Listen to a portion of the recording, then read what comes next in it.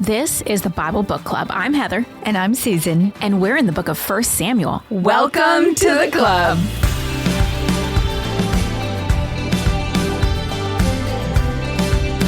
Welcome to the Bible Book Club, Season 9, the book of 1 Samuel.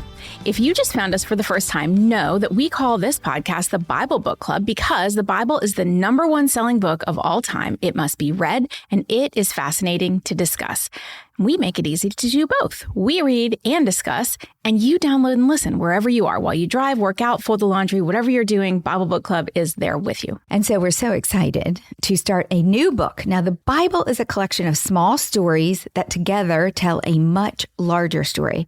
The larger story, we never want to forget this, is the entire history of our redemption, with Jesus as the ultimate hero. Now, the book of 1 Samuel falls in the historical books of the Bible. The historical books follow the 5 books of the law. For a categorization of all the books of the Bible, we will put the Old Testament and New Testament book charts in the show notes. All right, who is the author of 1 and 2 Samuel? Well, like last season, the book of Ruth, we just don't know for sure. 1 and 2 Samuel were originally one book. We do know this.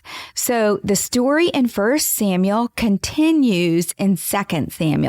So consider this overview kind of for both. Now, when did this story in 1 and 2 Samuel take place? Somewhere between 1100 and 1010 BC. And I will put also in the show notes a Bible timeline chart so you can see kind of where it lays compared to all the other books of the Bible, which are not always in chronological order. All right, well, who is Samuel? Samuel is so interesting because he was a priest, a prophet, and he was the very last judge of Israel.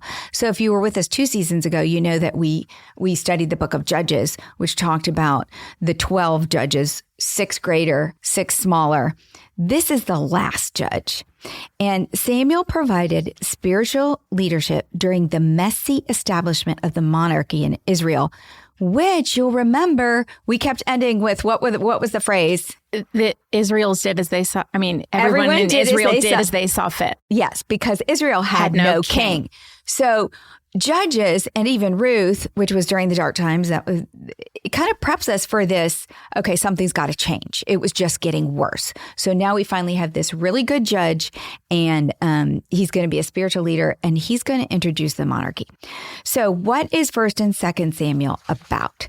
Here's the short summary of what both books are about. The books of 1 and 2 Samuel are the story of Israel's leadership transition from judges to the first 2 kings, Saul, the first one, who failed due to pride and disobedience, and David, a man after God's heart. So these 2 books will have 3 main characters, Samuel, Saul, and David.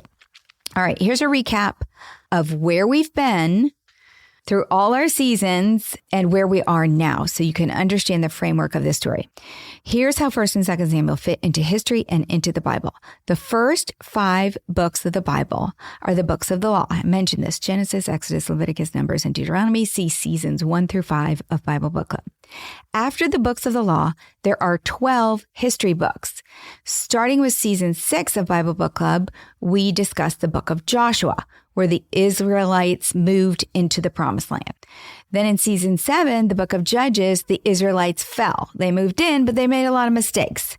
These are called the darkest days of Israel's history. And over again, we heard that phrase. In those days, Israel had no king. Everyone did as they saw fit. Then in season 8, the book of Ruth, we had a little bit of a reprieve from the dark days, even though Ruth took place during the dark days, because it was a sweet restoration story. So light in the darkness. Think of Ruth as light in the darkness. Now in 1 Samuel season 9 and 2 Samuel season 10, we will continue in the history books with a focus on the work of one man, Samuel, and like I mentioned, those 2 kings he anointed, Saul and David. Now, when we open, Israel has a problem. From the very beginning, the idea that, and when I say the beginning, I mean back in Genesis, the idea that Yahweh was king was woven into the identity of Israel. Israel was a theocracy. God as king was the very foundation of their theology. But as time went on, and Moses and Joshua died, those 2 great leaders, the leadership fell apart. The judges grew successively worse. They forgot that God was king. They broke their covenant with God, and they disobeyed his laws. Everyone did as they saw fit because Israel had no king. Now, Israel did not want a theocracy. They wanted a monarchy, just like every other country around them. It was like, you got to have that it person, you know? So here's God's solution. It was to provide a human king chosen by God and anointed to lead his people. The word for anointed one is Messiah. So God is kind of setting up this expectation now of they're going to go through these kings, these messiahs, these anointed ones. They're not going to do the job. They're not going to get it done. And we know God's going to provide the ultimate Messiah. The theme of a Messiah that is ideal will develop slowly, as will other themes that tie the monarchy, the temple or central place of worship, and the priesthood all together. So all those things we learned way back in Leviticus and Deuteronomy are still going to play a part. They're just going to morph. Jesus is all three in one. He is the ideal king, the great high priest, and because he died for us, the temple's no longer needed for sacrifice. So with Jesus as our intermediary, we can worship him anywhere. So he kind of replaces the old covenant. He is the new covenant. All right, let's start with our story. 1 Samuel 1, Hannah's precious gift from God for God. There was a certain man from Ramathaim, a Zuphite from the hill country of Ephraim, whose name was Elkanah, son of Jedhom, the son of Elihu, the son of Tohu, the son of Zuppah, the Ephraimite. He had 2 wives. One was called Hannah and the other Peninnah. Peninnah had children, but Hannah had none. All right, so we start with the story of Hannah and Elkanah. Now, Elkanah was from the country of Ephraim. Ephraim, you will remember, was one of Joseph's sons. Now, Joseph was one of the 2 princely sons of Jacob. The other was Judah, from whom the Messiah would come. But Joseph clearly gets second billing to Judah throughout the Old Testament. First, he got a double portion of the promised land because both of his sons, Manasseh and Ephraim, become tribes. Then, when Israel divides later, even from where we are now, Judah will control the southern kingdom and Ephraim will control the northern kingdom. Now, not to complicate things, but it is possible that Elkanah was not totally from the tribe of Ephraim, but a Levite living in Ephraim. This would explain how his son Samuel became a priest, as priests had to be from the tribe of Levi. So it is possible that his mother was a Levite, or it's possible that Samuel was adopted into the Levite tribe. We're just not sure. Somehow they're going to get around that. Now, Elkanah had 2 wives, which is always a problem. 1 wife is plenty. Polygamy was never part of God's plan, and every case of it in the Bible is rife with strife. This situation was no different. Hannah is named first, suggesting that she was the first wife. It is very likely that Elkanah took a second wife because of Hannah's infertility, just like Abraham way back in Genesis. Now, Hannah means favored, and she was definitely her husband's favorite. The other wife was named Peninnah, which means fruitful, and she was very fruitful. Peninnah had the children, Hannah had the love. But for Hannah, Elkanah's love was not enough because barrenness was considered a failure by the Israelites. God had promised the Israelites that a Savior would come from the offspring of Abraham in Genesis 22, and they were to be fruitful and multiply and fill the land. So every child born was considered to possibly be the one that was promised.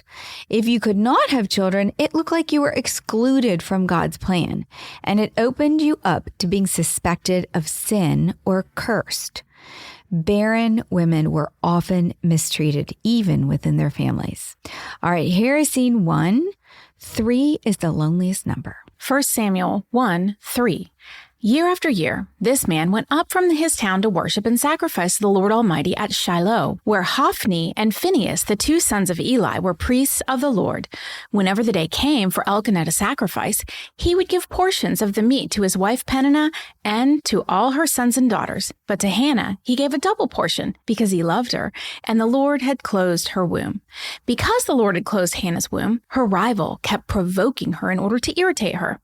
This went on year after year.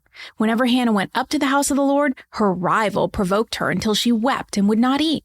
Her husband Elkanah would say to her, "Hannah, why are you weeping? Why don't you eat? Why are you downhearted? Don't I mean more to you than 10 sons?" All right, what we know about Elkanah makes us love him. He has this calm, diligent commitment to God. In obedience to God's law, he made the trip to worship at Shiloh and sacrificed there every single year. Now, Shiloh was where the tabernacle was and where all the Israelites were to sacrifice and worship by law, and all those laws we covered in past seasons. It's not yet in Jerusalem. So remember, when they erect the temple, that will be the final place. That's coming in after David. Second, what I love about Elkanah is that he has a tender heart. During the annual sacrifice of the fellowship offering, when it was time for Elkanah to serve portions of the sacrifice to his family, I want you to imagine the scene that this would have created. There were families spread out all over the place. I don't know if it was picnic style. I imagine it was. They didn't have picnic tables, so I'm kind of thinking they had blankets or something. It was a big old bash. It's just a huge party all the time for the Israelites. Well, it was supposed to be the whole country was supposed to come back. So they're all there for think of it like a barbecue. They did backyard barbecue, the biggest one you've ever seen. They did singe those sacrifices. It must have been very, smoky. Now, we discussed feasts and festivals at length in Leviticus season 3. So for a summary of those feasts and festivals, see our charts on feasts in the show notes. I'll put it in there. But no, this is the fellowship one, so everybody got to take a share in it. It wasn't just for the priests or for God. So also know this. The treat was meat. It was a rarity back then. So again, think of that big barbecue. You haven't had barbecue all winter and they're having a big picnic and they get to have meat and the kids are excited and they probably had games and hoopla and who knows. I know they had beer and wine because you'll see Eli thinks that Hannah's drunk for some reason. So Peninnah was on one side of what we're going to say they had a picnic table here with all her sons and daughters, plurals of each, maybe like 6 or 7 kids, like little ducks lined up beside her, all ages, like just stair step down. People, neighbors, relatives would have been passing by, nodding their obvious approval at her large brood. Surely it was a blessing from God that she had so many children. Then across from Peninnah, in stark contrast for all of Israel to see for a whole nother year, was Hannah. Her barrenness on display in the empty seats beside her. For it said God had closed her womb. But why? She was so vulnerable. Elkanah would have come out at this time after his sacrifice, now all cooked, with the fellowship offering and served the majority of it. It would have been heaped because remember, she has sons and daughters. He would have served it to Peninnah and to each of her children. Then he would have turned to Hannah, a party of one. And seeing the sorrow in her eyes, his heart would break. He would do the only thing he could at the moment to show her how much he loved her. He gave her a double portion. The irony is that she was so sad she couldn't eat anything at all, let alone a double portion. But I know it would have been like my husband. He always likes to fix it. He doesn't want me to be sad. Now, the reference that Elkanah makes to 10 sons at this point, aren't I worth more than 10 sons to you, is a throwback to the other fierce polygamous relationship and rivalry of Rachel and Leah. Jacob loved Rachel, but not Leah. 10 sons were born to Jacob from other wives while Rachel watched in bitterness.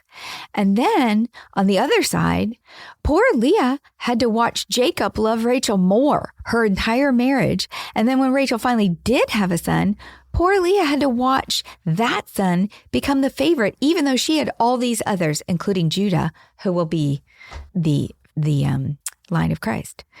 Ugh, polygamy. It's just too complicated. This is why we don't do it. Elkanah's attention and attempts to make Hannah happy backfire. So the double portion meant nothing to her. It only served to fuel Peninnah's jealousy, and with it, her persecution of Hannah, which in turn added to Hannah's suffering. The Hebrew word that describes Peninnah as a rival, we translate it as rival, suggests a person who is a troubler, implying that Peninnah did it on purpose to stir up dissension. This is Leah and Rachel's situation all over again. Marriage in the Bible was and is meant for 2 and 3 created competition, persecution, and in Hannah's case, loneliness. She couldn't cry out to Elkanah. He already felt guilty. She couldn't show her sorrow to Peninnah. That would just feed it more. So this happened year after year. Peninnah persecuted, Elkanah pitied, and what did Hannah do? Well, finally, in scene 2, Hannah prays. Have you ever been so unhappy that you felt trapped like Hannah? Or perhaps you felt like your grief was filling and consuming you so completely that you couldn't breathe. Have you ever wanted to run in panic, crumble in exhaustion, or let it all out in anger and frustration? Hannah is at that point. She cannot get away from Peninnah. She feels guilty that Elkanah is not enough to bring her joy, but he just isn't, and his pity makes it worse for her. She cannot contain or control her feelings anymore, and she has nowhere to turn but to God. 1 Samuel 1:9. Once, when they had finished eating and drinking in Shiloh, Hannah stood up. Now, Eli the priest was sitting on his chair by the doorpost of the Lord's house. In her deep anguish, Hannah prayed to the Lord, weeping bitterly. And she made a vow, saying, Lord Almighty, if you will only look on your servant's misery and remember me, and not forget your servant, but give her a son, then I will give him to the Lord for all the days of his life, and no razor would ever be used on his head. As she kept on praying to the Lord, Eli observed her mouth. Hannah was praying in her heart, and her lips were moving, but her voice was not heard. Eli thought she was drunk, and he said to her, How long are you going to stay drunk? Put away your wine. Not so, my lord, Hannah replied. I am a woman who is deeply troubled. I have not been drinking wine or beer. I was pouring out my soul to the Lord. Do not take your servant for a wicked woman. I have been praying here out of my great anguish and grief. Eli answered, Go in peace, and may the God of Israel grant you what you have asked of him. She said, May your servant find favor in your eyes. Then she went her way and ate something, and her face was no longer downcast. Eli makes a mistake. It's not his first, and it won't be his last. He thought Hannah was drunk. You gotta wonder, had he never seen someone praying in distress before? We will soon find out that he doesn't really see his sons either. Eli is spiritually blind despite his position as high priest. It was another sign of these dark times. Now, Hannah did all the right things in the eyes of God. First, Hannah turned to God in her grief. She is the only woman in the Bible we know of to actually go up to the Lord's house, and she is the only woman ever mentioned as having made and kept a vow. She poured out her anguish to the only one who could do something about it, and then she left it with him, and her face was no longer downcast. Now, if you're not a crier and you cannot relate to Hannah's way of expressing pain from persecution, perhaps you can identify more with Ruth or Deborah. Hannah internalized persecution. Ruth plotted through persecution, and Deborah attacked persecution. All three, in very different ways, were faithful to God despite persecution and looked to him for guidance. That is the key. And those, Ruth and Deborah, we did in past seasons, so check those out. Because of these three women's constant faith in God, they triumphed over their persecution. We could do a great character study on persecution, but you can hear more about those. Ruth was season 8 and Deborah in season 7, episode 4. Now, the other thing Hannah did right in the eyes of God is Hannah prayed out of a commitment to God, not pride. Remember I said Rachel and Leah, Rachel had that bitterness. It was really more about Rachel being embarrassed that she was barren and not about serving God. Hannah was different. she prayed out of commitment to God, and she promised that if God gave her a child, the child would serve God as a Nazirite. Now, a Nazirite was a person who took a vow of consecration and dedication to God. The vow was usually voluntary and temporary, usually taken for a specific period of time. And the fact that she said no, his hair wouldn't be cut, something like that, implies that this was a Nazirite vow. Samuel's Nazirite vow was not temporary. His vow was assigned from birth for his entire life by his mother, Hannah. She committed it. He is just one of 3 Nazirites in the Bible from birth, chosen by God. Of the other 2, one was Samson from the book of Judges. You can listen to Bible Book Club Season 7, Episode 9, in that episode, which gives more detail on Nazirites. Now, the other lifetime Nazirite is from the New Testament, John the Baptist, whose story can be found in Luke 1, and we'll get there one day. Many years. I don't know how many years from now. Hannah's prayer was not about her pride, which was clearly at the center of Rachel and Leah's battle to reproduce. Hannah's sorrow stemmed from her inability to participate in the promise of God's future. Her actions revealed her true heart for the Lord, for she gave Samuel back to God so that he may spend his life participating in the future of God's people. Because of Hannah's pure heart, so similar to Ruth's, God chose her. God chose to accomplish his work by using a socially powerless woman of profound faith to be an instrument for him. God sees, God hears, and God uses those who are. In Matthew 5:3, blessed are the poor in spirit, for theirs is the kingdom of heaven. Blessed are those who mourn, for they will be comforted. Blessed are the meek, for they will inherit the earth. Blessed are those who hunger and thirst for righteousness, for they will be filled. Blessed are the merciful, for they will be shown mercy. Blessed are the pure in heart, for they will see God. Blessed are the peacemakers, for they will be called children of God. Blessed are those who are persecuted because of righteousness, for theirs is the kingdom of heaven. Blessed are you when people insult you, persecute you, and falsely say all kinds of evil against you because of me. Rejoice and be glad, because great is your reward in heaven, for in the same way they persecuted the prophets who were before you. Hannah was poor in spirit. Hannah mourned for her situation. She took it to the Lord. She was pure in heart. She was persecuted and she was insulted. But great is Hannah's reward in heaven. For her gift to God became a priest, a prophet, and the very last judge. And God made sure that it was documented for all to read that his story began with her, and her story began with her faith in God. Hannah is a sweet inspiration to us that trust in the Lord can bring rewards that surpass the pain we may experience in life. All right, scene 3, Hannah's prayer is answered. 1 Samuel 1:19. Early the next morning, they arose and worshipped before the Lord, and then went back to their home at Ramah.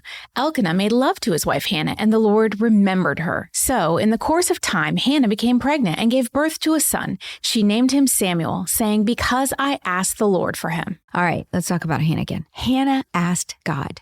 We don't know if Hannah would have been God's choice to deliver Samuel had she never asked. The point is that she did ask. It all seems so simple in this story, but the reality is that it is not. We don't always receive what we ask for, and it is often impossible to understand God's purpose when he does not answer as we desire. And many times, we don't even ask. I don't. Instead, I rely on myself and try to accomplish what I want on my own way, or worse, I use my energy that I should in pouring out to God, like Hannah did, to vent to others or wallow in frustration and anger rather than pray. Because Hannah asked, the Lord remembered Hannah. This does not mean that he had forgotten her. When the word remembered is used referring to God, it implies that a major new activity of God is about to happen. In this case, Hannah gives birth to a child who will grow to serve the Lord mightily. Now, the name Samuel means his name is God. And there is a lot in the commentaries about this whole ask thing. Like the way she comes back and says to Eli, this is the son that I told you I would, if the Lord gave me, I would have. It's like ask, ask, ask. She wove it into the whole sentence. So that's why his name is so important, because it's his name is God. But the Hebrew word for ask for is sayah, which sounds like Samuel. And it is thought that that is why she chose the name, because Samuel is the child she asked God for. The word Saal is also very close to another important name in our story. The name is Saul, and Saul is the king the people have asked for. So, you got to love these old prophet authors. They like to weave in all these little hints that we don't get in our translation. All right, scene 4, Hannah is faithful. 1 Samuel 1, verse 21. When her husband Elkanah went up with all his family to offer the annual sacrifice to the Lord and to fulfill his vow, Hannah did not go. She said to her husband, "After the boy is weaned, I will take him and present him before the Lord, and he will live there always." "Do what seems best to you," her husband Elkanah told her. "Stay here until you have weaned him. Only may the Lord make good his word." So the woman stayed at home and nursed her son until she had weaned him. After he was weaned, she took the boy with her, young as he was, along with a 3-year-old bull, an ephah of flour, and a skin of wine, and brought him to the house of the Lord at Shiloh. When the bull had been sacrificed, they brought the boy to Eli, and she said to him, "Pardon me, my lord. As surely as you live, I am the woman who stood beside you praying to the Lord. I prayed for this child, and the Lord has granted me what I asked of him. So now I give him to the Lord. For his whole life, he will be given over to the Lord." And he worshiped the Lord there. Oh gosh, I cannot imagine the scene. First, props to Elkanah for not telling her she's crazy. Like, look, babe, you've been crying for a child for a decade, and now you're going to give him up and cry for another decade. I'm not having it. My husband said that's the worst idea I've ever heard of. But no, not Elkanah. He respects Hannah's love and commitment to the Lord, and he wanted her to do what was right in her eyes. But what about Hannah? Think about her. It is thought that Samuel is only about 3 years old at this time. He is a baby, still very dependent on his mother. So surely Hannah must have wept even more this time than last time she was in Shiloh and the priest Eli thought she was drunk. I cannot imagine the scene of her, pulling the baby, clinging to her neck and her pulling him away. And I don't know who she handed him to. All we know from the story going on is Samuel, of course, is the high priest and he lives with his 2 sons. But I'm sure there's wives around. But why would they be loving to this child that's not theirs? I don't know. What about Samuel? He was too young to understand why his mother was placing him in a stranger's arms and leaving him. Did he feel abandoned? How hard did he cry? And for how many days? Because it's his dad he's going to miss too. Like, I picture Elkanah as very loving, and I'm sure there was a big, huge party when this baby was born, and I'm sure he was spoiled, and probably Elkanah's favorite, Who comforted and took care of this child? Well, Hannah had a faith that defied her breaking heart. She gave her son, her only son, the one she had prayed for, up. She gave him up to God. And God raised that child up in a mighty way to save Israel. God would do the same one day with his own son. And we can only imagine the tenderness that God felt for Hannah's sacrifice. It was a shadow of the one God would make himself with his own son. Now, Hannah may have appeared pitiful to her community, but in fact, she was incredibly powerful. Robert Bergen, in his commentary about Hannah, said this: Hannah teaches that true power is to be found not in one's position in society, but in one's posture before God. The spiritual powerhouse in this narrative was a socially impotent woman from a rural region. Hannah was the barren, despised, and demeaned servant of God. And through her humble position, in a posture of humility, she contributed more to Israel's future than the high priest Eli, who was in the privileged position of highest power.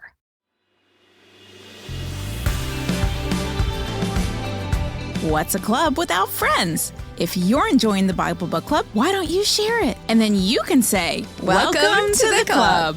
New episodes drop every Monday, and get all episodes now on Amazon Music. As always, head over to susanme.com/Bible Book Club for show notes from today's episode. Bible Book Club is hosted by Susan Merrill and Heather Rubio, edited by Buck Buchanan, produced by Haley Mawat.